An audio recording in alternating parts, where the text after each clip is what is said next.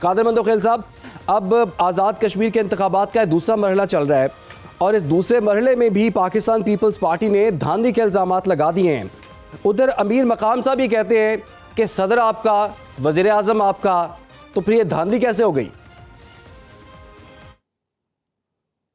देखिए, घर में दो भाई भी आपस में लड़ जाते हैं, इत्तेफाक नहीं होता है, एक दूसरे का साथ छोड़ देता है।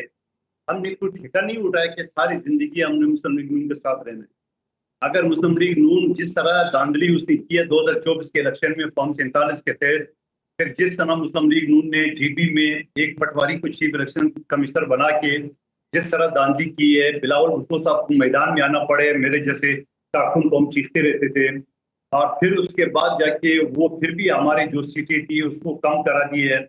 यानी 7 तारीख को शाम 5 बजे जब पोलिंग बंद हुआ तो 2-3 घंटे के अंदर हमारे 9 सीट पे हम जीत रहे थे और मुस्लिम लीग नून 2 सीटों पे।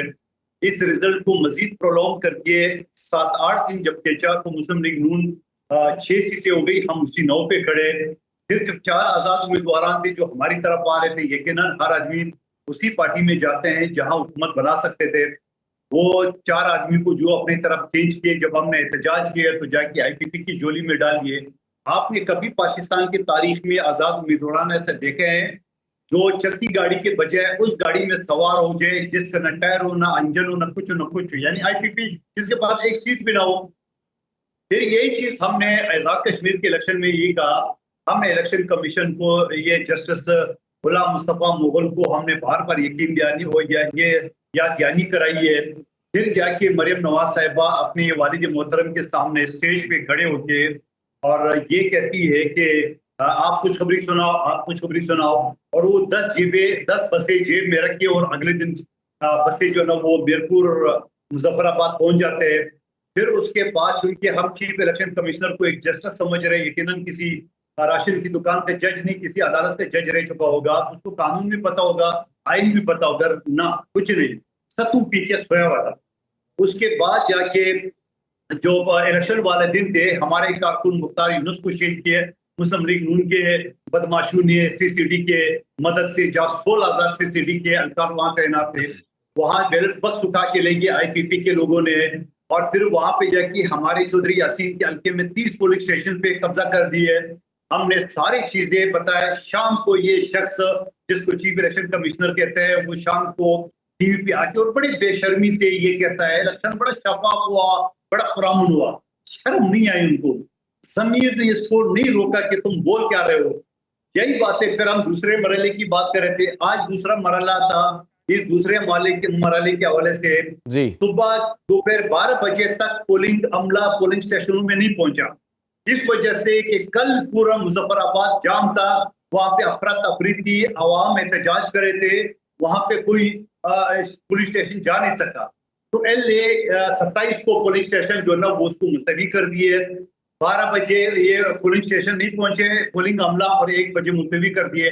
इसी तरह बाकी पोलिंग स्टेशन में भी यही हाल है। तो फिर मुझे एक बात बता दो कि राना सनाउल्लाह पहले ही कहते थे कि ये पंजाब की 10 सीटें मेरी जेब में, मैं अपने उम्मीदवारों को इंतजामिया के साथ बिठा दूंगा, सीसीडी का वो सीसी करने की मगर बदमाशी सीसीडी का होगा, ये हम जीत लेंगे। तो मैं ये समझ रहा हूँ कि आज मैं बैठा हूँ कराची में, यहाँ पे जो बल्दिया टाउन डिस्ट्रिक्ट के माड़ी में पोलिंग स्टेशन है, यहाँ पे हमारे जो है ना वो तकरीबन एग्जैक्टली 175 वोट मुस्लिम लीग नून के 2 वोट और 3 वोट जमा इस्लामी का। पता है यहाँ पे फुटेज वगैरह मैं आपको भेज दूंगा, कोई सीसीडी, कोई बदमाशी, कोई गुंडागर्दी, बड़े पुरअमन तरीके से हुआ सारा। एक चीज वो कि एमक्यूएम ने भी मुस्लिम लीग नून का साथ दिया है। और फिर यकीनन पंजाब की वही बदमाशी गुंडागर्दी जो सीसीडी के ताउन से ये करते आ रहेंगे, वो सीटें तो बगैर रिजल्ट के मैं आपको बता रहा हूँ झोली में डाले जाएंगे। तो मैं ये समझ रहा हूँ, आखिरी जुमला मैं ये समझ रहा हूँ, क्या फर्क पड़ता है अगर कश्मीर का वजीर आजम PTI का हो जाए, जमा इस्लामी का हो जाए, JOF का हो जाए, पीपल्स पार्टी का हो जाए। जरूरी है कि आपने इन्हीं पटवारियों को उधर भी जाके हुकूमत देना है फॉर्म 47 के तहत। तो फिर मैं आपको ये बता दूं कि जहां PTI एहतजाज करो, जहां JOI एहतजाज करो, वहां पीपल्स पार्टी भी शमूलियत उसमें कर देंगे, वहां एक्शन कमेटी पहले से एहतजाज करे। तो क्या ये मुस्लिम लीग नून का हुकूमत ये लाहौर से चलाएंगे आजाद कश्मीर की हुकूमत। तो मैं समझ रहा हूँ कि उनको थोड़ा सा ख्याल नहीं है। जो तजवीज़ आपको आपके दोस्त जलाल खान की तरफ से आई है कि अगर आपको इतनी ही हुकूमत बुरी लग रही है, इतने ही हम फॉर्म 47 वाले हैं, तो दें ना ज़रा आप आइनी ओहदों से इस्तीफ़े, फिर आजे बात कर लेते हैं, मुज़ाकरात कर लेते हैं, हुकूमत भी ख़त्म कर लेते हैं, दोबारा इलेक्शन भी करवा लेते हैं। आप तैयार हैं इस चीज़ के लिए? देखिए, पहले जलाल खान साहब को बता दें कि अपने बड़ों की ज़मीर जो है ना देख ले, वो ज़मीर नाम का कोई चिड़िया है भी उनकी किताब में कि नहीं है, पहली बात। दूसरी बात ये कि गवर्नर जो है ना उनके इख्तियार वज़ीर आज़म के पास है, वज़ीर आज़म आज ही हटा दे। लेकिन अगर वो हमसे इस्तीफे मांग रहे हैं तो पहले शहबाज शरीफ साहब इस्तीफा दे दे, जहाँ वो हमारे वोटों से वज़ीर आज़म बनाए, तो फिर हम भी दे देंगे इस्तीफा। ये तो नहीं होता ना कि हमारे वोटों से आप वज़ीर आज़म बैठे हुए, जो आपका अपना भाई आपको वज़ीर आज़म नहीं बनाना चाह रहा था, छोटे भाई बड़े भाई नवाज शरीफ साहब, और उनको ब्लैकमेल करके वज़ीर आज़म उस वक्त कबूल की है जब अपनी बेटी को सबसे बड़े सूबे का वज़ीर आला बनवाया, जब अपनी संधी को नायब वज़ीर आज़म बनवाया, जब अपने बचपन के दोस्त ख्वाजा आसिफ बमाया बांजी को वफाकी वज़ीर बनवाया, तब जाके उसको माना। तो आप ये कर दो कि आप पहले इस्तीफा दो, जो हमारे वोटों से आप बने हो, या एतमाद का वोट ले लो, आपको लग पता चल जाएगा कि आप कितने पानी में हैं। ताने हमें देना तो बड़े आसान है, आपको घर में कोई पूछ नहीं रहता। और फिर जलाल खान साहब, आप पता नहीं उसमें पार्लियामेंट के मेंबर थे, मैं तो पार्लियामेंट का मेंबर था जब दुनिया की तारीख में पीपल्स पार्टी ने लॉन्ग मार्च किया 10 दिन 10 रात। आपकी पार्टी तो डर रही थी, पूछो थोड़ा उस दिन को खबरें ले लो उस दिनों का। जरदारी साहब ने बताया कि आप बेफिक्र हो जाओ, हम अपना आदाद शुमार पूरा करेंगे अदम एतमाद के लिए। तो ये दोनों मियाँ बरादरान डर रहे थे, नहीं नहीं नहीं होगा। तो जरदारी साहब ने कहा नहीं, हम कोई किसी को खरीदेंगे नहीं, किसी को लोटा नहीं बनाएंगे, बल्कि जो इत्यादी पीटीआई के थे वो उनको छोड़ के हमारे साथ शामिल हो रहे, जैसे एमक्यूएम, जैसा काफ लीग, जैसे दूसरी पार्टियां, और वही वो आ गए हमारे साथ। असेंबली में हमारे पास जरूरत थी 172 सीटों की, हमारे पास थी 175। हमने एक वो स्पीकर बनाया 174। और मुझे याद है मरहूम आमिर हुसैन और ये हमारे क्या नाम है जो एमएनए है मौलाना फजलान साहब, इन दोनों को मैंने हाथ से पकड़ के बैठाया कि आप वोट नहीं डालें, हमारे पास वोट पूरे। भाई हमने वोट को खरीदा न वोट के, हमने पीटीआई के त्यागियों को तोड़ा, बिल्कुल मैं कहता हूँ तोड़ा, उसको लालच नहीं दिए, तोड़ा उसको, क्योंकि पीटीआई से खुश नहीं थे, उन्होंने हमें वोट दिए। और तब जाके प्लेट में हमने शहबाज शरीफ साहब को वज़ीर आज़म का सीट दिए, जो कि घर में कोई नहीं पूछता था उनसे। तो मेरे भाई अपने जमीर को थोड़ा सा यहाँ जोड़ ले, शहबाज शरीफ साहब को बोल दे कि जो पीपल्स पार्टी के वोटों से आप वज़ीर आज़म बने, बिलावल साहब तो कह रहे कि आप फॉर्म 47 के वज़ीर आज़म हो, तो कह देना बिलावल साहब को नहीं चाहिए आपको वोट, आप रिजाइन कर दे, फिर पता चल जाएगा, फिर आपकी जमीर कहाँ पहुंची। वैसे जमीर नाम पर किताब में है ही लिए, जरा पता करें मियां साहबान की किताब से। कादिर मंदोखेल साहब बताइए, आप कराची में आपकी तो अपनी सीट का मसला बना हुआ था, अब जलाल साहब कह रहे हैं कि जो भी जीता है लेकिन आप नहीं जीते। जलाल खान को बता दे कि जिस दफ्तर में मैं बैठा हूं, यहाँ पे फैसल वाडा ने, मैं बल्दिया NA 242 में बैठा हूँ इस वक्त भी, यहाँ सीट पहले भी मैं सिटिंग मैंने था, मैंने मुस्तफा कमाल को चौथे नंबर पे छोड़ा था, नून लीग को मैंने हरा के पूरे पीडीएम को हराया था, और पीटीआई को मैंने छठे नंबर पे छोड़ा था, तो पीएनपी को तीसरे नंबर पे छोड़ा था, और 2024 के इलेक्शन में मैंने शहबाज शरीफ को यहाँ से भगाया था, लफ्ज भगाना, भगाया मैंने, यहाँ मैंने इसके कागज चैलेंज किए, नाली से बचने के लिए भागा यहाँ से। एमक्यूएम के साथ मायदा नहीं हो सका, आखिरी दिन भी गुजर गया। लेकिन मुस्तफा कमाल के बारे में तो 2 महीने पहले मुझे फैसल वाडा ने बता दिए कि आपको ये चीज सुन लेना भाई, मुकम्मल करने दे, देख के बात किया करे, मुझे सुनने देना भाई, मुकम्मल ठीक है जलाल साहब, आपके जाने पे आते हैं, आपसे जवाब लेंगे। जी कादिर मंदोखेल साहब, बात मुकम्मल करें आप। देखिए, मुझे फैसल वाडा ने इलेक्शन से 2 महीने पहले बता दिया कि ये सीट मुस्तफा कमाल यानी उर्फे मुख्तार खास को दे दी गई है। मुस्तफा कमाल के 3800 वोट थे, मेरे 42,000 वोट थे। और फिर हमारे लड़कों ने जब वहां पे इनकी गुंडागर्दी के ऊपर हमने किए, इस दफ्तर में सामने वाला शटर पे 3 दिन इनके जूता लटक रहा था। आपको पता है जलाल खान, पठानों में किसी का जूता ले आना कितना बड़ा ताना है, पुख्तों को कोई कहना टॉक शो तराजी लग तैयारी का। तो आप मुझे बताओ, 3 दिन जूता यहाँ पे लटक रहा था मुस्तफा कमाल के लोगों की, मैंने कहा ये गैरत है तो ले लो।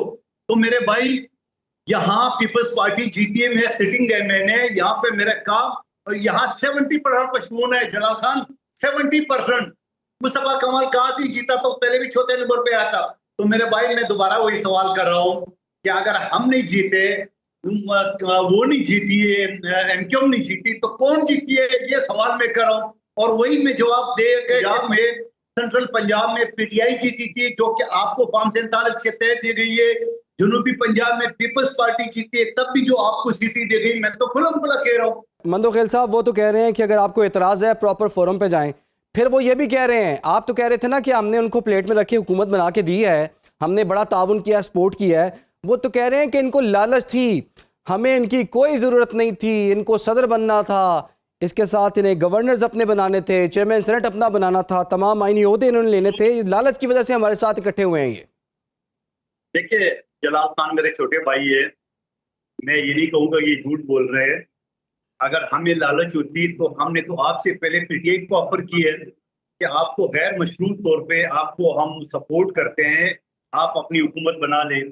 पीटीआई ने इनकार कर दिया। अली बुखारी साहब और मौजूद है, हमारे सीनियर खुर्शीद अहमद शाह साहब के जरिए मीडिया पर रोजाना हम कहते हैं।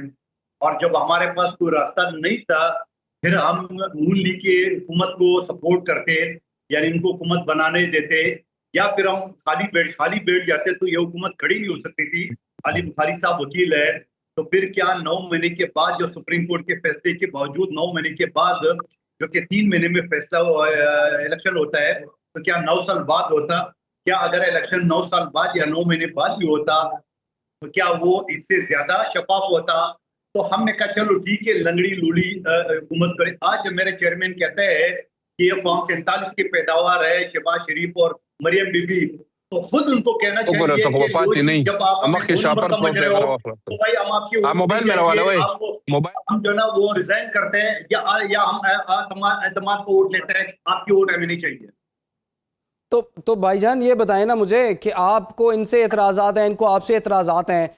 अभी हाल ही में हमने देख लिया, वज़ीर दाखिला मोहसिन नकवी ने भी कह दिया कि सिस्टम जो है ना, निज़ाम वो कोलैप्स कर गया है। वो तो रीसेट की बात कर रहे हैं, नए सूबों की बात कर रहे हैं। अगर आप लोग लड़ते झगड़ते रहेंगे तो फिर इस पॉलिटिकल प्रोसेस का क्या होगा? जमहूरियत जिसके लिए बड़ी कुर्बानियां दी गई हैं, इस निज़ाम को फिर आप कहां देख रहे हैं? आइन में ये लिखा गया, और 239 ये कहता है आइन का, 239 सेक्शन 4 ये कहता है कि जिस असेंबली में मजीद सूबे बनाना हो, उस सूबे में 2/3 मेजॉरिटी से आपने करारदाद पास करनी हो। उसके बाद कौमी असेंबली और सेनेट से 2/3 मेजॉरिटी से करारदाद पास करो। अब ये औकात अगर किसी के पास है तो वो जरूर शौक पूरा करे। आइन कहता है, हम मना नहीं करते। अगर जिसकी औकात नहीं हो ये तरामीम पास करना और 2/3 मेजॉरिटी से भी असेंबली में लाना, तो फिर ये तो फिर बदमाशी हो गई है। तो बदमाशी तो माजी में भी होती रही है, हो जाए एक मरतबा फिर हो जाए। हम के ऊपर क्या फर्क पड़ता है, हमारे जानों के ऊपर? हमने तो पहले भी किए, हम तो मुल्क से भागे नहीं है। हमने तो लांडी जेल में मच्छर काट का हम रोए नहीं है, और फिर किसी के साथ 10-12 साल का मुआहदा किए और सऊदी अरब भागे, और फिर वहां से 5 साल में उसकी खिलाफ वर्जी करके वापस आ गए। जहाज की सीट के साथ उसको जो ना कड़ी लगा के बाहर भेजा गया, सिटके समेत, पैसों समेत। हम तो नहीं गए, हमने तो फांसियां खाई, हमने तो घोड़े खाए 80,000, हमने तो जेलें देखी, हमने तो शहादतें देखी है। तो ये जिसने देखी है वो घबराए, वो शर्माए। मैं तो कानून का तालिब इल्म हूँ, आइन और कानून को ये कहता है। बाकी जिसे बदमाशी करना है कर ले, हम बैठे हुए। ठीक है जी, जलाल खान साहब बताइए सर, नए सूबे उसके लिए आप तैयार हैं? और पहला जो आगाज है वो पंजाब से अगर हो जाए तो आपको एतराज तो नहीं है? जी बिल्कुल। अगर नए सूबों का आगाज बनती है और पंजाब से बनती है, तो मेरे ख्याल में पाकिस्तान मुस्लिम लीग नून को जो है इसके ऊपर कोई एतराज नहीं होना चाहिए। क्योंकि देखे आपका सिस्टम, मैं थोड़ी सी जो है इधर पे मोहसिन नकवी साहब की बात को जो है थोड़ा एंडोर्स करूंगा। इसलिए हाँ, उनका कहने का तरीका गलत था, उनका फोरम गलत था। इस तरह पब्लिकली जो है आके उनको ये बात नहीं करनी चाहिए थी। लेकिन अगर आप देखें तो पूरी दुनिया में आप जाएं, आपकी जो पाकिस्तान में समझ ले कि पूरी दुनिया में सबसे कम प्रोविंसेस या स्टेट्स जो है वो पाकिस्तान में है। तो अगर आप स्टेट्स बनाते हैं, आप अगर फेडरेशन यूनिट्स बनाते हैं, स्मॉल यूनिट्स बनाते हैं, तो मेरे ख्याल में इस तरह जो है कोई इशू नहीं है। ठीक है, इशू इसमें कोई नहीं है। आप अगर बनाते हैं तो कोई मसला नहीं है इसमें।